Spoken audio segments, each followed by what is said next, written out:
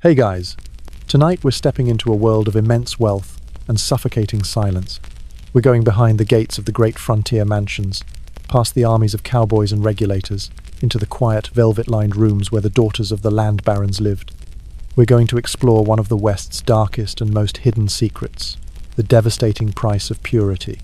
This is the story of what happened when the kings of the frontier, obsessed with creating a dynasty, turned their families into isolated islands, and what the strange, sad consequences of inbreeding did to the women who were their most prized possessions. So, before you get comfortable, take a moment to like the video and subscribe, but only if you genuinely enjoy these quiet dives into the stranger corners of history. Your support makes this all possible. And, as always, please let me know where in the world you're listening from and what time it is. There's a special kind of magic in knowing we're all settling in for this journey together. Now, dim the lights. Let the noise of the 21st century fade. Take a slow, deep breath, and let's explore the tragic gilded cage of the cattle queen. Your world is not measured in acres, but in horizons. From the highest window of your father's house, you can see the land he owns unfurling in every direction. A vast, rolling sea of grass, dust, and sky. It is an empire built of cattle, barbed wire, and the quiet, ruthless erasure of other men's dreams. Your father is a king, and this is his kingdom. But you are not a princess in a fairy tale. You are a specimen in a carefully curated collection. Your life is a quiet, gilded, and profoundly lonely affair. The house, as everyone calls it, is a monument to a world that doesn't exist here. It is a 3-story stone monstrosity, shipped piece by piece from the east, with tall, narrow windows that look out on the prairie like the disapproving eyes of a stern governess. Inside, the air is cool and still, smelling of lemon oil, old leather, and a faint, medicinal scent you can never quite identify. The dust of the West is not allowed to enter here. It is beaten from the carpets, wiped from the furniture, and barred at the door. Your days are governed by a silent, rigid routine. You wake not to the sun, but to the soft footsteps of a servant opening your curtains. You dress not for comfort, but for display, in stiff, restrictive gowns of silk and lace that are completely unsuited for the climate. Your meals are served on fine china in a dining room, so large and empty that your own chewing sounds like an intrusion. You do not work, you do not play, you exist. You practice the piano, your lonely melodies echoing through the silent house. You read poetry from leather-bound books that have been chosen for you. You do needlepoint, your tiny, perfect stitches creating beautiful, lifeless images of flowers you have never seen.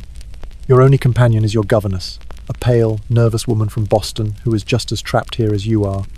She teaches you French, watercolor painting, and the complex, unspoken rules of a society that is 1,000 miles away. You are being groomed, polished, and prepared.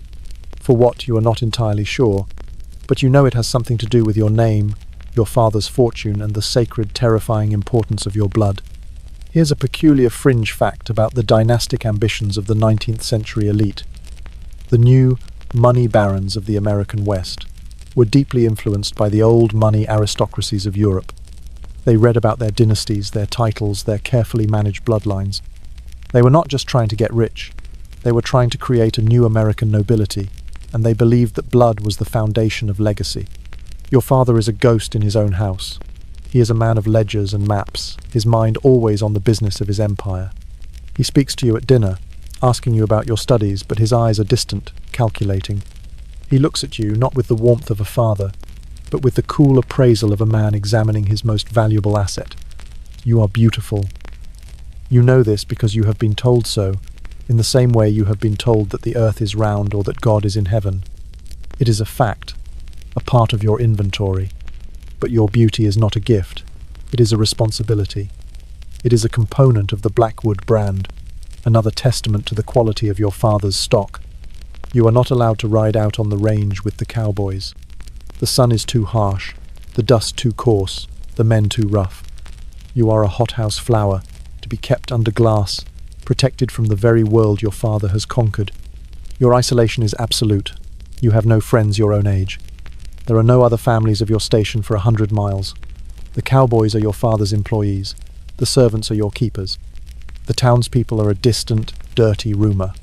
Your world is the house, the walled garden, and the endless, empty horizon you can see from your window. And in this silence, in this gilded cage, you begin to notice the strangeness, the quiet, unspoken anxieties that seem to hang in the air like dust motes in the sun. You notice the way your mother, a fragile, beautiful woman who seems to be fading into the floral wallpaper, will sometimes stop mid-sentence, her eyes wide with a nameless fear. You notice the strange recurring illnesses that plague your family, the weak nerves, the bad blood, the profound, unshakable melancholy that seems to be a family trait. You do not have a name for this feeling yet, but you know, with the deep, intuitive certainty of a lonely child, that your family is guarding a secret that is kept locked away, behind the heavy oak doors, in the silent, velvet-lined rooms of your father's house. A secret about the price of purity, the cost of the kingdom, and the slow, creeping poison in your own blood. There is a long, dark hallway on the second floor of the house that you are not supposed to enter alone. It is not a rule that is spoken aloud, not a door that is ever locked. No one has ever forbidden you from walking its length, but it is understood, in the silent, coded language of your family, to be your father's domain. It is a place of reverence and shadow. It is the portrait gallery. Here, the history of the Blackwood family is displayed in heavy, ornate gold frames that seem to absorb what little light penetrates the tall, grim windows. In this hallowed space hang the faces of your ancestors, or, more accurately, the faces your father has chosen to represent his lineage.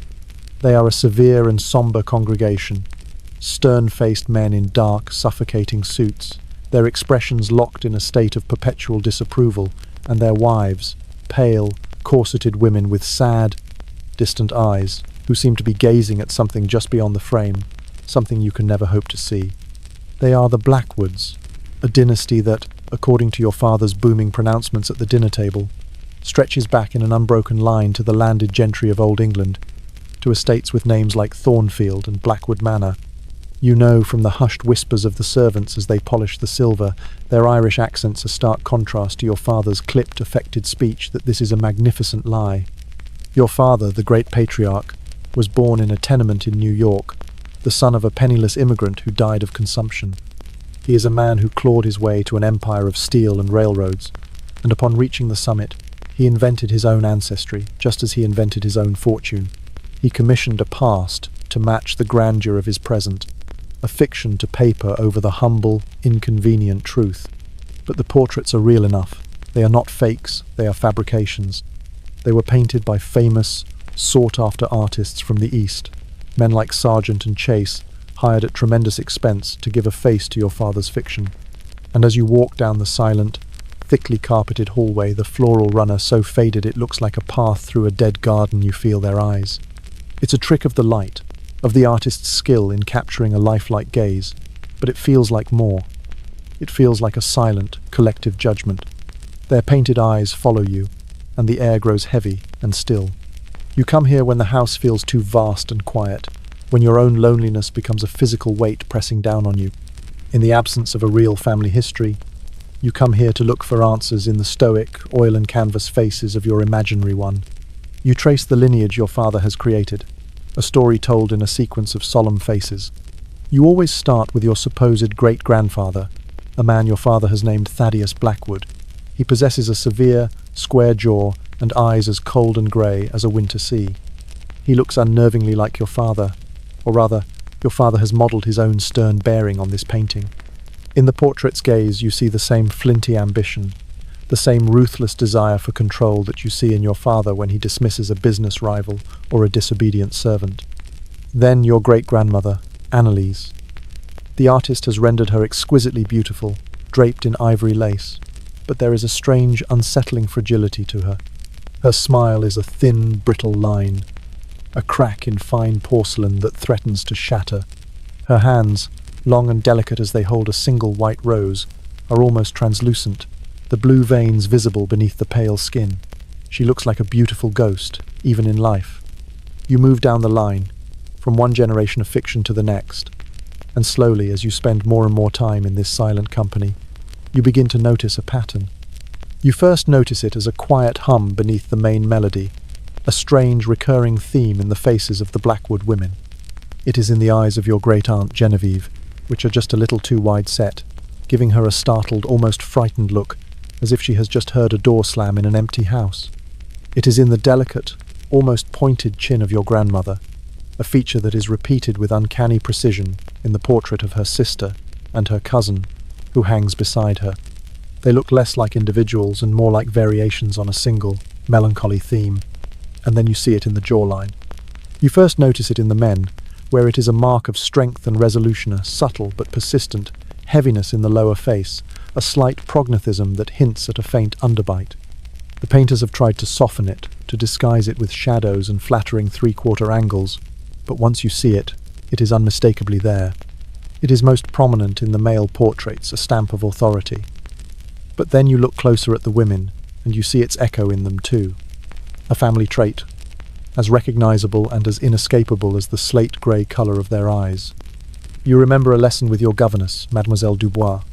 She was showing you a book on European history, and she pointed to a portrait of Charles II of Spain, the last of his royal line. You remember gasping at his face, at the grotesquely prominent jaw and slack lower lip. She had explained that this was the Habsburg jaw, a visible, hereditary marker of the Spanish Habsburg dynasty, a direct result of generations of political inbreeding. It was a sign of their royal status and, paradoxically, of their genetic decline. Royal portrait painters, she'd explained, were often tasked with the delicate job of capturing a likeness while artistically minimizing these unfortunate family features. The memory, once a piece of morbid trivia, now returns to you in the silent hallway with a sickening, dawning relevance. With this new, terrible knowledge in your mind, you look at the portrait of your own mother, painted the year she married your father. She is breathtakingly beautiful, an English rose transplanted to the harsh American landscape. But if you look closely, past the radiance and the masterful brushwork, you can see the faint, familiar signs. The slight, almost imperceptible wideness of the eyes, the delicate, bird-like bone structure of her cheeks. And there, if you trace the line of her face, the faintest hint of that same stubborn jawline, a subtle heaviness that the artist has tried to conceal with a graceful tilt of her head. The pieces begin to fall into place, forming a picture far more disturbing than your father's invented history. You ask Mademoiselle Dubois one afternoon, feigning a casual curiosity as you practice your watercolours, about your mother's family. The governess stiffens. Her posture, usually so relaxed, becomes rigid. Your mother was a Blackwood, of a different branch, of course, she says, her voice taking on a formal, rehearsed quality. She was your father's second cousin. It was considered a most suitable match, she adds, fussing with the collar of her dress. It kept the fortune, and the name, and the blood, all within the family. Purity of the line, you see. Purity of the line. The phrase hangs in the air of the schoolroom. That evening, you return to the gallery. But this time, you don't just look at your father's ancestors. You look at the portraits on the opposite wall, the ones belonging to your mother's side of the family, and you see it. The same eyes, the same chin, the same jaw. The two galleries are not separate dynasties meeting in a strategic union. They are mirrors. They are two branches of the same family tree, a tree whose limbs have been deliberately, methodically twisted back on themselves, intertwined and knotted together over generations to protect its assets. You are standing in the middle of a genetic echo chamber. You begin to understand. This is not just a collection of paintings celebrating a fictional past, it is a genetic map. It is the meticulously documented story of your family's obsession with itself, a testament to a pride so fierce it turned inward, feeding on itself. You look again at the women in the portraits, at their sad, beautiful, and slightly strange faces. They were not just wives. They are the prized broodmares of the Blackwood dynasty, chosen not for love but for the purity of their blood, their value measured by their ability to pass on the family name, the family fortune, and the family features. You think of the other whispers of the servants, the ones spoken late at night with a shiver, whispers of bad blood, of a familial melancholy, of the recurring, unexplained illnesses that seem to plague the women of your family like a curse. You walk to the portrait of your Aunt Eleanor, who died young of a wasting sickness. The painter has tried to make her look ethereal and romantic, a tragic heroine from a poem. But with your new eyes, you see past the artistic convention. You see the bluish, cyanotic tint to her skin around her lips. You see the unnatural thinness of her wrists and the sunken, shadowed hollows beneath her eyes. The artist painted a romance. You see a medical illustration. You move to the portrait of your cousin, Isabel, who is confined to a sanatorium back east for her nervous condition. The portrait is vibrant, modern, capturing her fiery red hair and startling beauty. But her eyes hold a wild, unfocused look, a raw terror that the painter has tried to pass off as artistic sensitivity or spiritual depth. You see the truth. It is the look of a trapped animal. The portrait is a beautiful cage built around a terrified and fragmenting mind. Finally, your slow, dread-filled walk brings you to the end of the hallway, to the empty space on the wall, a rectangle of darker velvet where the dust has not settled, where your own portrait will one day hang. The final link in the chain. You lift a hand, your fingers trembling slightly, and touch your own jaw. You study your own reflection in the dark, polished glass of an adjacent portrait. You look at your own hands. A cold, creeping fear begins to snake its way up your spine, a fear that has nothing to do with the ghosts of invented ancestors in their gilded frames. It is the far more intimate and chilling fear of recognition, the fear of seeing your own face, your own future, already hanging here in effigy in this silent, velvet-lined hallway. You understand now that you are not just a daughter of this family. You are a product of it, meticulously bred and curated, and you are beginning to comprehend the true cost of your family's pride. The price of purity is a strange and terrible inheritance, a flaw not of character but of chemistry, a poison passed down, from generation to generation, in the very blood that is supposed to be your greatest and most noble asset. Your life is a landscape of soft, beautiful and fragile things. Silk dresses, lace shawls, velvet curtains, porcelain dolls. But you learn from a young age that you are the most fragile thing in the house. You are not a robust, healthy child. You are prone to sudden, inexplicable illnesses. A cold that lingers for weeks, turning into a deep, rattling cough. A nosebleed that will not stop, staining your pillowcases, a terrifying, bright red. A bruise that appears from a slight bump and blossoms into a dark, ugly purple that lasts for a month. The family doctor, a man named Dr. Albright, who makes the long journey from the nearest city twice a year, calls it constitutional delicacy. He says it is a common affliction among young ladies of good breeding.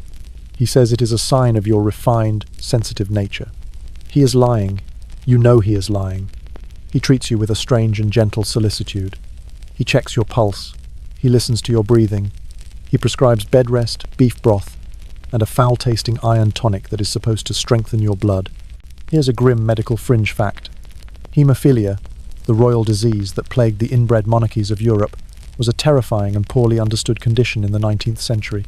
Because it is a sex-linked genetic disorder, it is carried by females and primarily affects males. However, other inherited bleeding disorders can affect both sexes. In a family that practiced generations of inbreeding, the chances of such recessive genetic disorders appearing would be dramatically increased. Your father treats your illnesses with a kind of angry impatience. He sees your fragility as a flaw in his otherwise perfect dynastic plan, a flaw in the bloodline.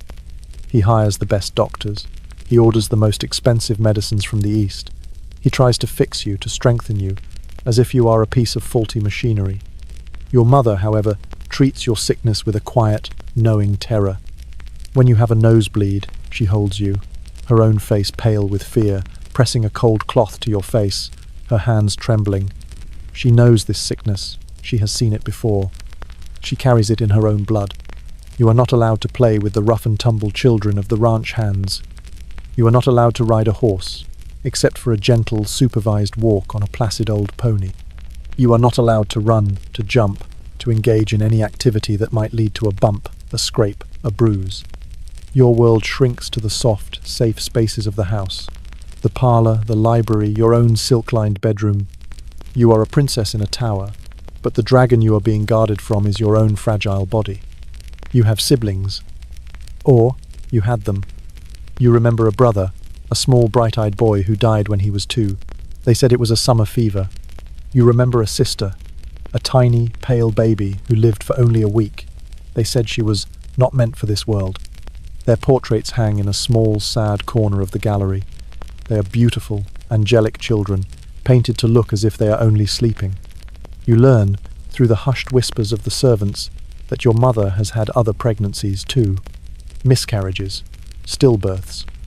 a litany of small, silent tragedies that are never spoken of in the light of day. The high rate of infant and child mortality was a fact of life in the 19th century for all classes.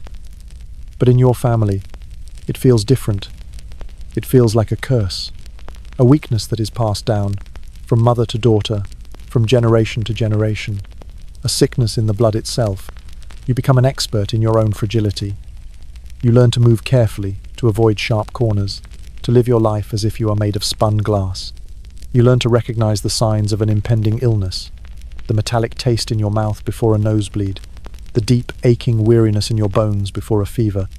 Your illness also makes you an object of strange fascination and pity among the cowboys and their families.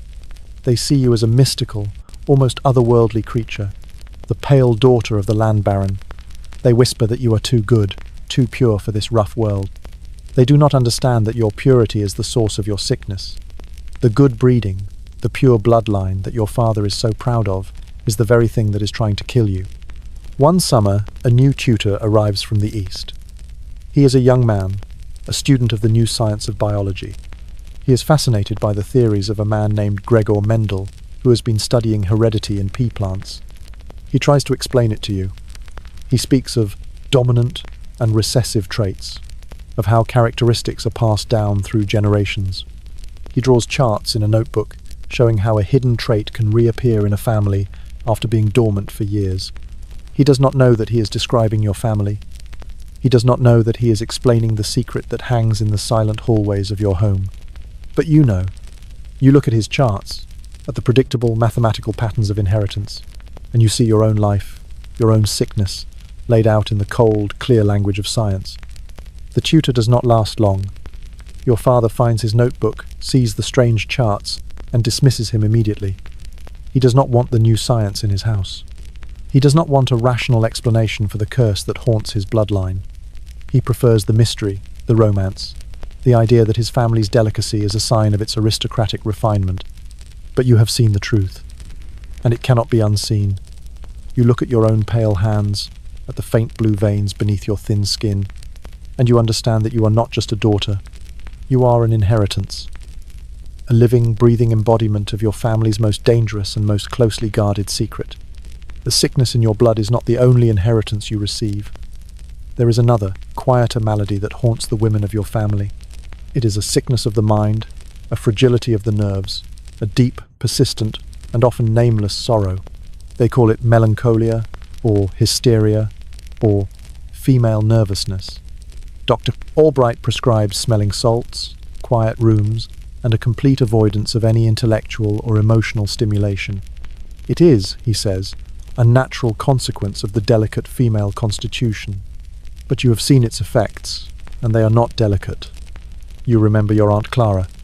She would visit for a month every summer. She was a beautiful, vivacious woman, with a quick laugh and a sharp wit, but sometimes a shadow would fall over her. She would become quiet, withdrawn, her eyes filled with a terror you could not understand. She would lock herself in her room for days, refusing to eat, refusing to speak. The servants would whisper that she was having one of her spells. When she emerged, she would be pale and thin, her laughter a little more brittle, her eyes a little more distant. One winter, she did not emerge. They said she died of a broken heart, though no one could say what had broken it. And then there is your cousin Eugenie. You have only met her once, when you were a child. Your family took a long, uncomfortable train journey back east to visit her. She lived in a large, silent house with her husband, a man who was also her first cousin.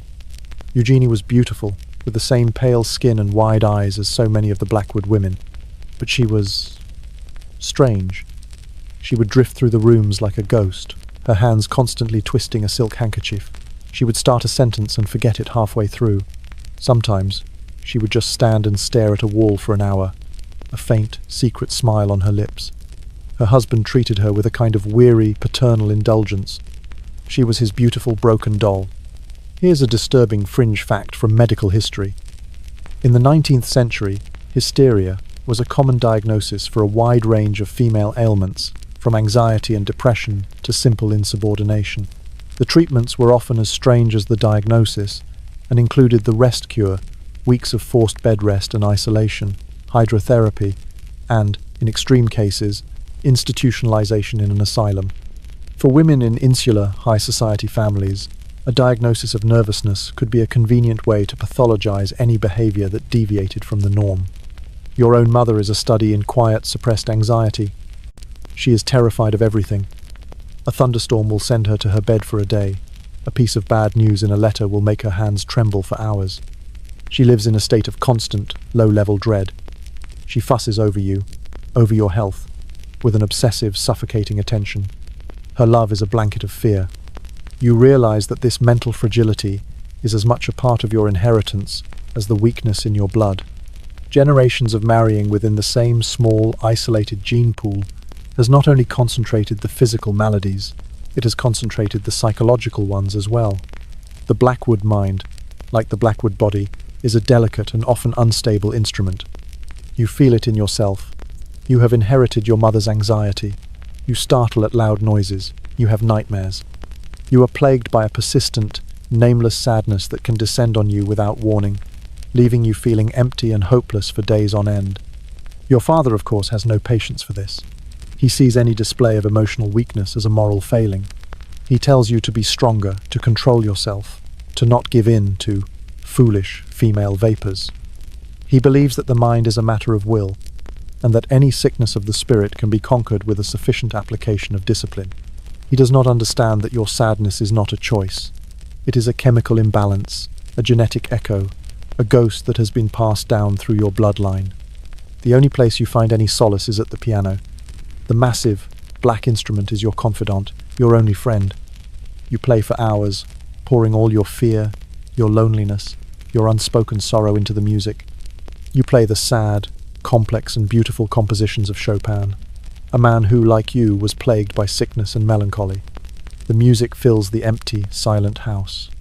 It is the only honest emotional expression that is allowed within these walls. One day, your father comes into the parlor while you are playing. He listens for a moment, his face a mask of stern disapproval. "That is enough of that morbid nonsense," he says. "It is not healthy for a young lady to dwell on such dark emotions. You will play something more cheerful, a waltz, perhaps." You stop playing. You look down at the black and white keys, and in that moment something inside you breaks.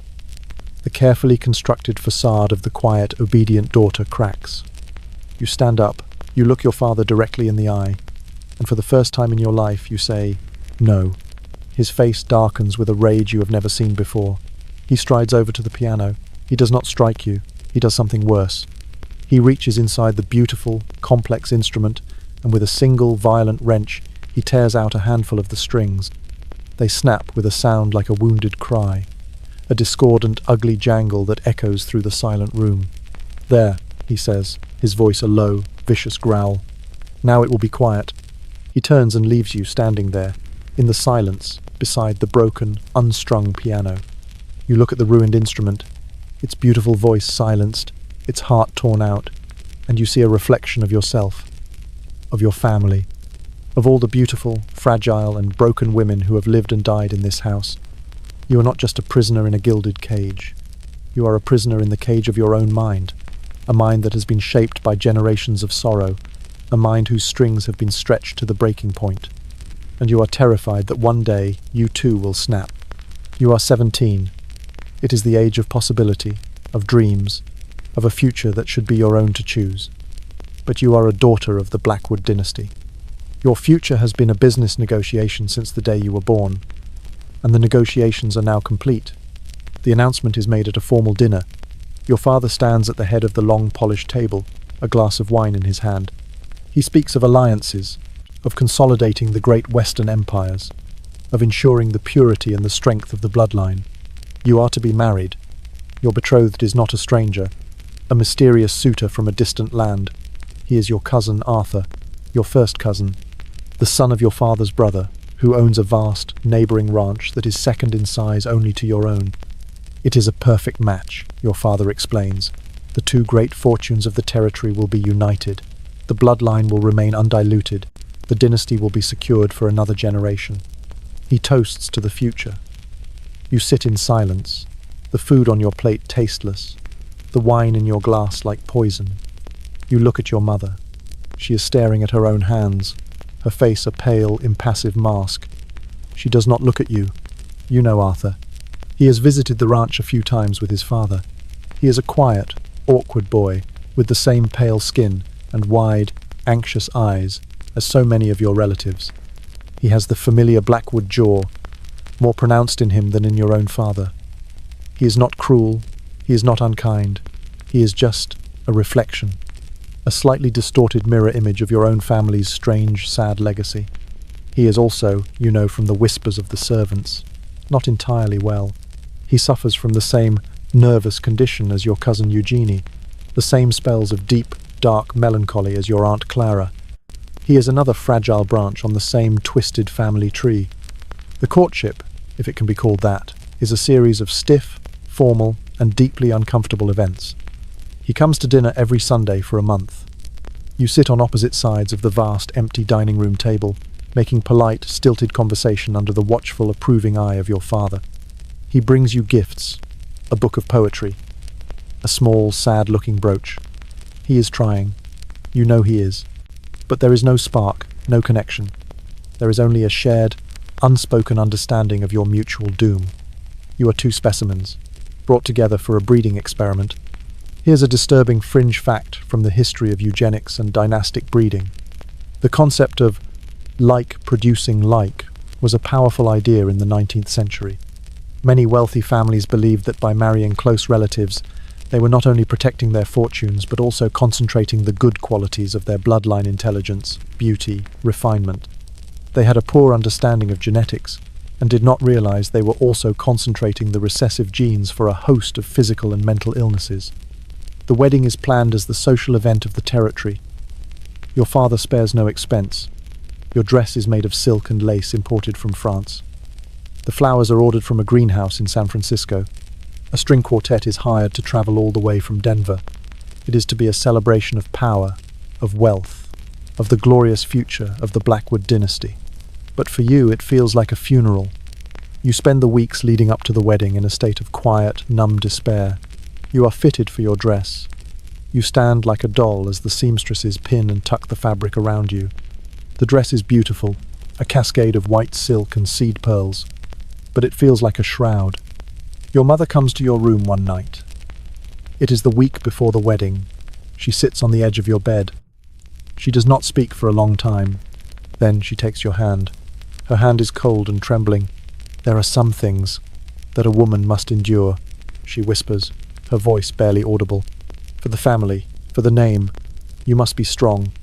You look at her pale, frightened face, at the deep, dark sorrow in her eyes, and for the first time, you do not feel anger or resentment.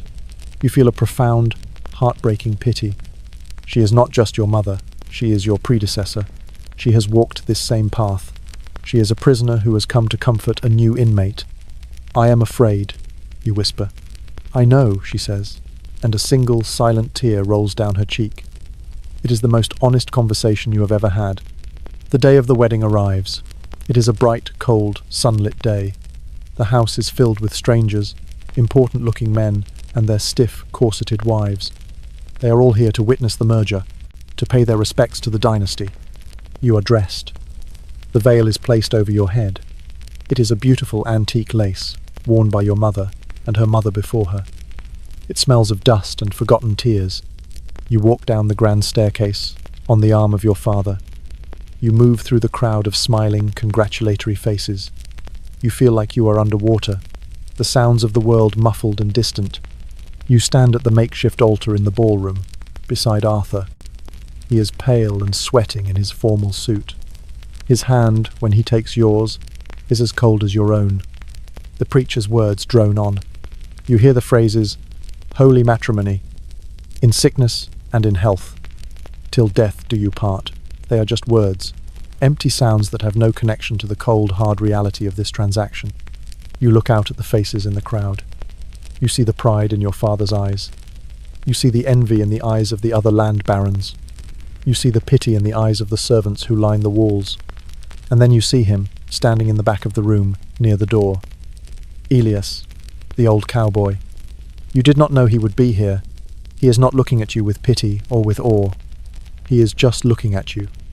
And in his steady, quiet gaze, you see a flicker of something you have not seen in anyone else's eyes. Understanding. He sees the cage. He sees the shroud. He knows. The preacher says, "You may kiss the bride."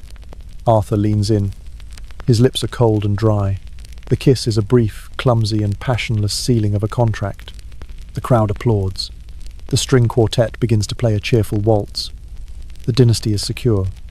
But as you turn to face your new life, you feel a profound and unshakable sense of dread. This is not a beginning. It is an ending. The wedding veil feels as heavy as a burial shroud. And you know, with a certainty that chills you to the bone, that you have just married into your own family's slow, sad, and inevitable decline. Your new home is a mirror of the one you left behind, a reflection captured in a colder, clearer glass. It is another grand, lonely mansion, perched on a hill overlooking a town you do not know, filled with silent rooms and the palpable ghosts of dynastic ambition. The furniture is new and expensive, the carpets are plush and unworn, but the oppressive silence is identical.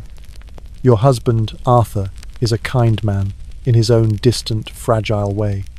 He has the same wide-set eyes as his mother, the same subtle heaviness in his jaw. He is not a monster, he is a product, just like you, but he is a stranger. You are two lonely children, brought together by a contract signed by your fathers, forced to play house in a vast, empty dollhouse, whose opulence only serves to magnify its emptiness. The first year of your marriage is a quiet, polite, and deeply lonely affair. You live your lives in parallel, your orbits occasionally intersecting at the long, polished expanse of the dining room table. You take your meals together in that cavernous room, the clinking of your silverware against the porcelain, the only sound punctuating the thick silence. You speak of the weather. You speak of the books you are reading, of ledgers and histories. You of poetry and novels. You inquire politely about his day at the bank he presides over. He asks politely about yours. You never speak of the fear that you both see reflected in each other's eyes. You never speak of the sadness, the crushing weight of your shared inheritance, the genetic flaw that is the true dowry you both brought to this union. And then, in the second spring of your marriage, you become pregnant. The news is received by your father and your father-in-law with a kind of triumphant proprietary pride that turns your stomach, an heir, the continuation of the line. The future of the dynasty is assured. Letters arrive, full of booming congratulations and unsolicited advice. Your father-in-law pats Arthur on the back with a vigour that seems out of place on his frail frame. They look at you, at your belly, not as a woman carrying a child, but as a prized asset that is finally beginning to yield its promised return. But for you, and for your mother, who visits with eyes full of a familiar, weary dread, the news is a source of a quiet, creeping terror. You know the history of the women in your family, a litany of sorrows whispered in shadowed rooms.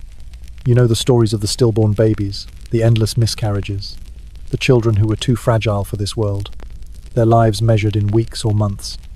Your own body, the source of the patriarch's triumph, feels like a time bomb, a vessel carrying a precious, fatally flawed cargo. Your pregnancy is a delicate, nerve-wracking affair, a state of medical siege. You are confined to the house, treated like a piece of priceless, fragile porcelain. Your world shrinks to the silk-lined walls of your bedroom and the small, enclosed garden. A team of doctors and nurses, hired at great expense from the east, descends upon the house. Your diet is strictly controlled, a bland regimen of broths and tonics. Your every move is monitored. You are not allowed to walk too fast, to lift anything heavier than a book, to experience any form of emotional distress. Any sign of sadness is treated with soothing platitudes and sedatives. You feel less like an expectant mother and more like a crucial piece of laboratory equipment, a biological instrument whose only purpose is to produce a healthy male heir for the Blackwood Empire. Arthur visits you, his face etched with a nervous concern, but he is as much a prisoner of the process as you are, powerless against the dictates of the doctors and the expectations of his father. The birth is a long and difficult ordeal. It is not a miracle, but a medical procedure, staged in your own bedroom, which has been transformed into a sterile, white operating theatre. The room is filled with the hushed, anxious whispers of the doctors, the rustle of the nurses' starched uniforms, and the sickly sweet smell of chloroform that they press over your face. You drift in and out of a painful, disorienting haze. a passive participant in your own body's torment. You have a son. He is terrifyingly small, his skin pale and almost translucent, and he does not cry. There is no lusty, angry wail of a newborn greeting the world. He just lies in the nurse's arms, his breath a shallow, fluttering thing, like a trapped bird. They swaddle him in the finest linen and place him in a bassinet beside your bed. They name him Silas, after your father, a tribute that feels like a curse. The first few weeks of his life are a blur of whispered fear and desperate hope. He is a fragile, sickly baby. He refuses to eat, turning his head away from the wet nurse's breast, his tiny mouth clamped shut.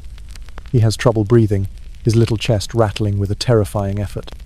He cries with a weak, piteous, mewling sound that breaks your heart into 1,000 pieces. Here's a tragic fringe fact from the dark side of genetics, a truth you are living in your bones. The infant mortality rate among the children of first-cousin marriages is significantly higher than in the general population. The risk of congenital heart defects, respiratory failures, stillbirth, and death within the first year of life is dramatically increased. The purity that these families sought to preserve, the concentration of their own blood, was often a death sentence for their own children. You watch over Silas day and night, refusing to leave his side. You hold his tiny, perpetually cold hand in yours, willing your own strength into him. You sing him the sad, quiet lullabies that your own mother sang to you, your voice thick with unshed tears. You are filled with a fierce, protective love that is so powerful it is a physical pain, an ache in your chest that never subsides.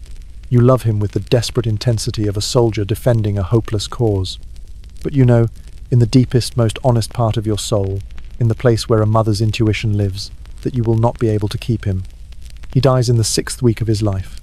He dies in your arms, in the quiet, pre-dawn hours, as the first grey light filters through the nursery window. His breath, which had been a struggle all night, simply stops. One moment, the frail flutter was there. The next, there was only silence. A profound, absolute stillness that swallows the entire world. The grief is a physical thing, a crushing, invisible weight that presses the air from your lungs and empties the world of all colour, all sound, all meaning. It is a vast, grey emptiness. But in the House of Blackwood, there is no time for you to mourn.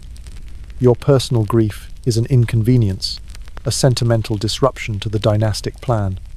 A week after the small, private funeral, your father and husband speak to you in the library. Their voices are somber, but their words are pragmatic. They speak of trying again. They speak of your duty. They speak, without a trace of irony, of the need for an heir to carry on Silas's name. The implication is clear, hanging in the air between them like cigar smoke. You have failed. You have produced a flawed product. You are a faulty vessel that must be put back into service immediately. You become pregnant again, and again. The pattern repeats itself with a cruel, predictable, soul-destroying rhythm.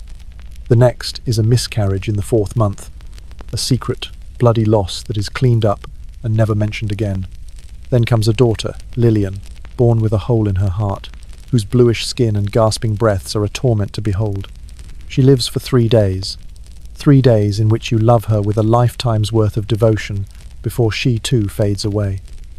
A year later, you birth another son, Thomas. He is born seemingly healthy, and for 6 months you allow a treacherous, fragile hope to take root in your heart. He smiles, he grows, and then he dies of a simple childhood fever, an illness that a stronger, more resilient child would have easily survived. His body simply lacked the resources to fight. The cradle in the nursery, the beautiful, hand-carved cherrywood cradle that was meant to hold the future of your dynasty, remains empty. It sits in the corner of the silent room, a pristine and polished monument to your failure. It becomes a silent, mocking symbol of the curse that runs in your blood, a beautiful, empty promise. The other women in the territory, the wives of the cowboys and the merchants and the homesteaders, look at you with a mixture of awe and pity as you pass in your carriage. You are the rich, beautiful lady in the big house on the hill. You have silk dresses and servants and everything a woman could supposedly desire. But they have what you cannot have. In the dusty streets of the town, you see them with their strong, healthy, squalling babies clutched to their hips. They have rosy-cheeked children who run barefoot in the dust, who fall down and scrape their knees and get up again, their bodies teeming with a vitality that seems miraculous to you. They survive. Your home becomes a house of sorrow, each room saturated with unspoken grief. You and Arthur drift further apart, two ghosts haunting the same sad, empty rooms, separated by a chasm of shared, unutterable loss. His melancholy, always present, deepens into a profound despair. He spends his days locked in the library, and you hear him late at night, the clinking of a brandy bottle against a glass his only companion. You spend your days in the nursery, sitting in a rocking chair, staring at the empty cradle, the silence of the room becoming your entire world. And it is here, in this room of loss, that you begin to understand the true nature of the curse that haunts your family. It is not just the sickness in your body or the sadness in your mind. It is this, the inability to create life that can endure, the slow, tragic, and inevitable extinction of a line that has become too pure, too fragile, too turned in on itself. Your father's ambition was to create a dynasty that would last for 1,000 years, a name that would echo through the ages. But his obsession with purity, his fanatical refusal to let new, stronger blood into the family, has ensured that his dynasty will die in a single generation. It will not be brought down by rivals or by market collapse. It will die here, in this quiet, sad room, with the profound and final silence of an empty cradle. And that, you realize with a cold, clear, and hollow certainty, is a form of justice that is as poetic as it is exquisitely cruel. The sorrow in the house is a living thing. It seeps into the velvet curtains. It clouds the reflection in the polished silver. It settles like a fine grey dust on every surface. The failure to produce a healthy heir has broken the spirit of the Blackwood dynasty, and in the wake of that breaking, the subtle madness that has always haunted the family begins to bloom in earnest. Your husband, Arthur, is the first to truly lose his way. His quiet melancholy curdles into a deep, unshakable paranoia. He becomes a shadow of his father-in-law, Silas, but without the iron will. He is convinced that his business rivals are plotting to ruin him, that his servants are spies, that his food is poison. He spends his days pacing the long, dark hallways, muttering to himself. He locks himself in the library for days on end, poring over the ledger books, searching for imaginary discrepancies, for evidence of a betrayal that exists only in his own mind. His conversations with you become strange, disjointed. He speaks of conspiracies, of hidden enemies. He looks at you with a new, unsettling suspicion, as if he is no longer sure who you are. "They sent you to watch me, didn't they?" he whispers one night, his eyes wide with a fear that is utterly, terrifyingly real to him. You try to soothe him, to reason with him, but logic is a foreign language to a mind that is at war with itself. He is drifting away from you, carried off on a tide of his own internal terrors. Then there is your mother. Her gentle anxiety has blossomed into a full-blown agoraphobia.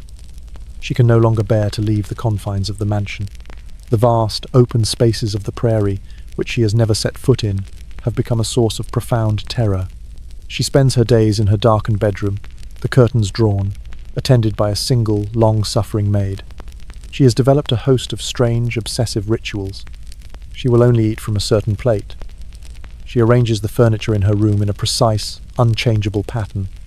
Any deviation from her routine can send her into a state of panicked, weeping collapse. She is a prisoner in a cage of her own making, a beautiful, fragile doll that has finally, irrevocably, broken. Here's a disturbing fringe fact about the understanding of mental illness in the 19th century. There was a significant belief in hereditary taint. Mental illnesses like depression, schizophrenia, and bipolar disorder were believed to be passed down through families like physical traits. This created a profound sense of shame and secrecy around mental health issues, especially in prominent families who were obsessed with the purity of their bloodline. A mad relative was a skeleton to be hidden in the family closet at all costs. You feel the same darkness stirring in your own mind. The long years of grief, isolation, and quiet desperation have taken their toll. You have trouble sleeping. You are plagued by a persistent, low-level anxiety that has no name and no source. Sometimes, you find yourself just stopping. You will be in the middle of walking down a hallway or arranging flowers in a vase, and you will simply freeze, your mind a complete and utter blank.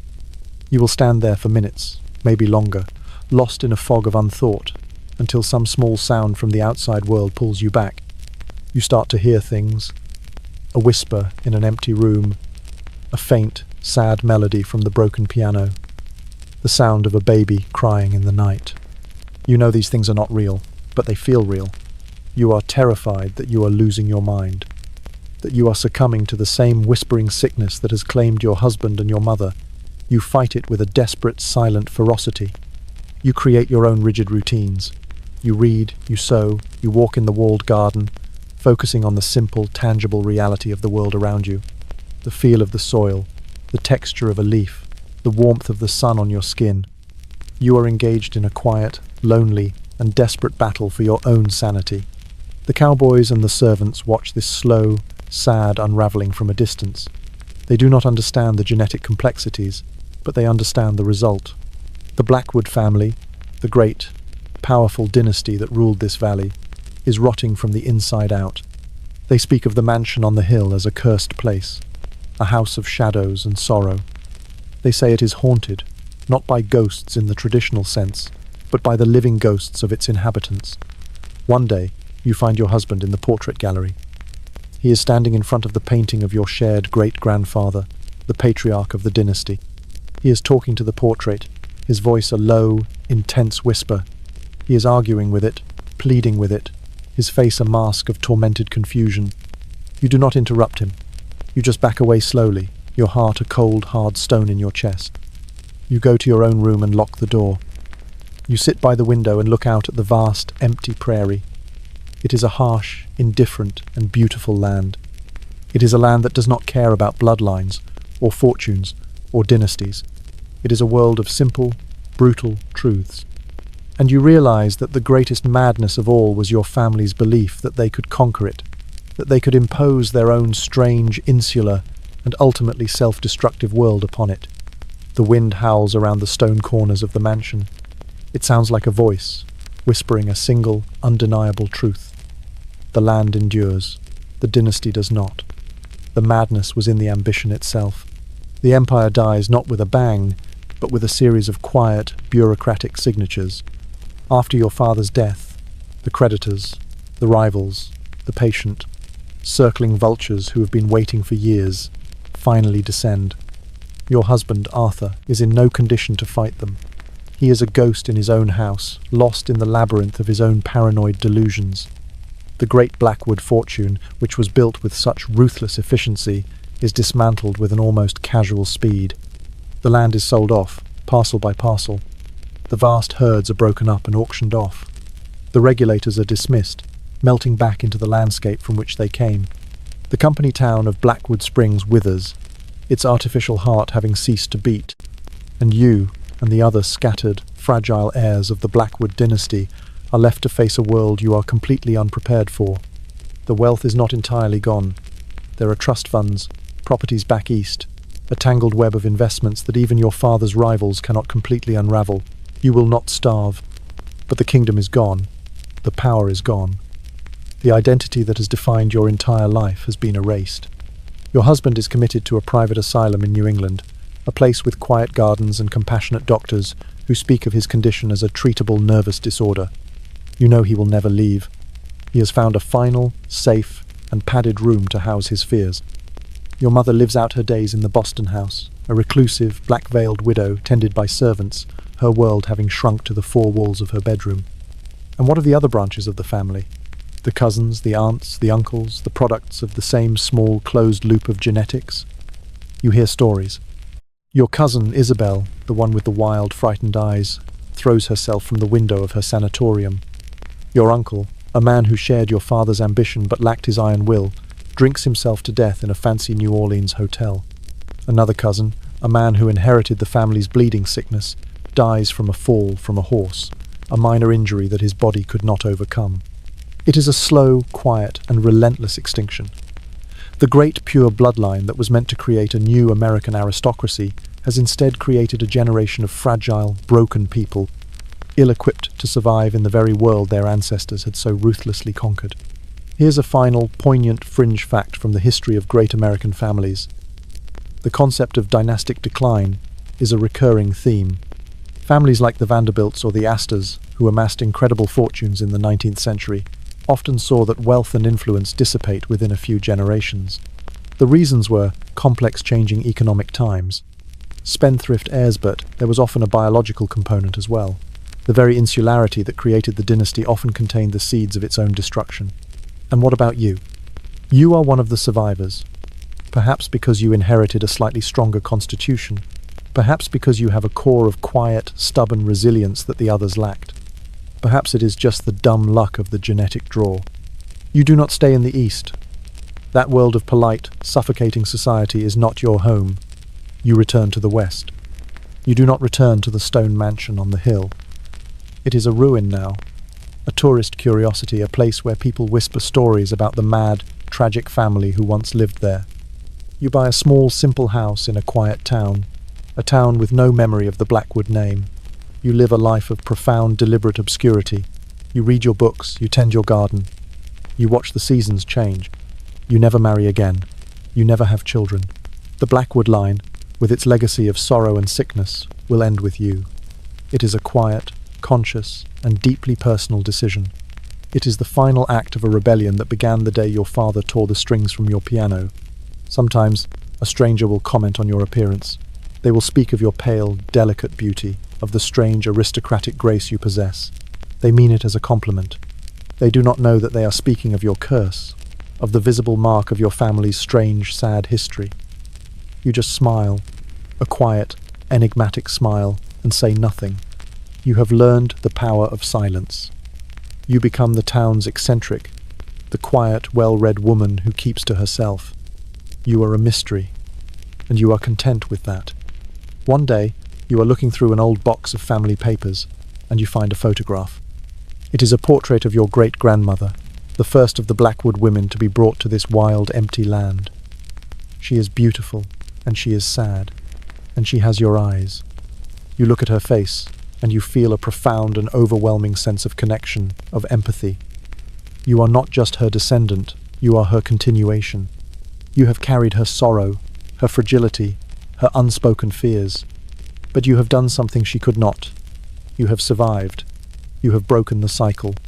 You take the photograph, and you place it on your mantelpiece, not as a monument to a fallen dynasty, but as a quiet tribute to a fellow survivor, a woman whose life, like your own, was a strange, sad, and ultimately courageous journey. As you drift now into sleep, let the grand, stone house on the hill crumble into dust. Let the names of the kings and the queens fade into the prairie wind. Let the sorrow of the empty cradle be filled with a final, quiet peace. The empire is gone. The dynasty is dead. The bloodline has run its course. But you are still here. A woman alone, in a quiet house, under a vast western sky. You are the last of your kind. And in the silence of your own hard-won survival, you have finally found your freedom.